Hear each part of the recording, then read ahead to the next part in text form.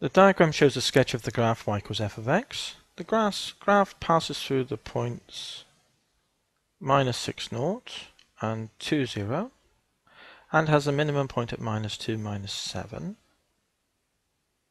Sketch the following graphs using separate axes for each graph. In each case you should indicate the coordinates of the stationary point and the coordinates of the points of intersection of the graph with the x-axis.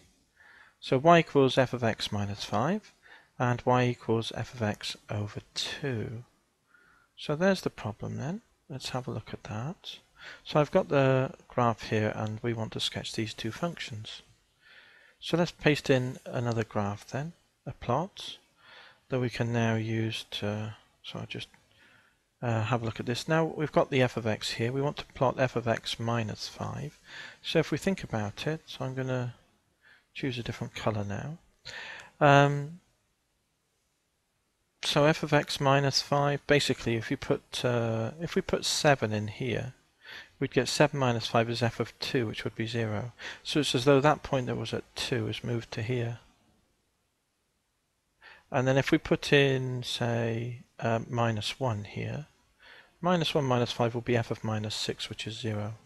So we move, that one moves forward also, to forward 5 units again. So this is minus 1, 0 here.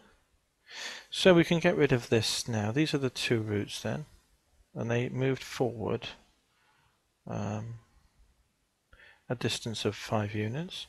And similarly, when we have f of minus 2, to get f of minus 2 we need to put in here 7, don't we? Yeah, 7 minus, no, we need to put in 3. 3 minus 5 is minus 2, so f of 3, so we move that one forward as well, 5 units again. So let's do that then. So move that one forward 5 units to here, and this is now 3 and minus 7. So the whole plot has shifted forward a distance of 5 units in the horizontal direction.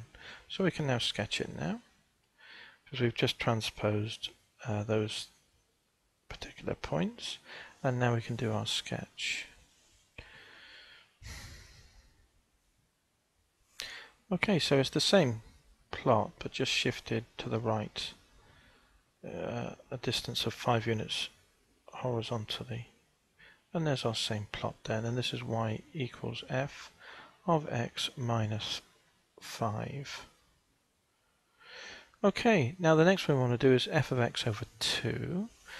So I'm going to move this out of the way now, so let's just grab this and move it down below, and now we'll do our next one.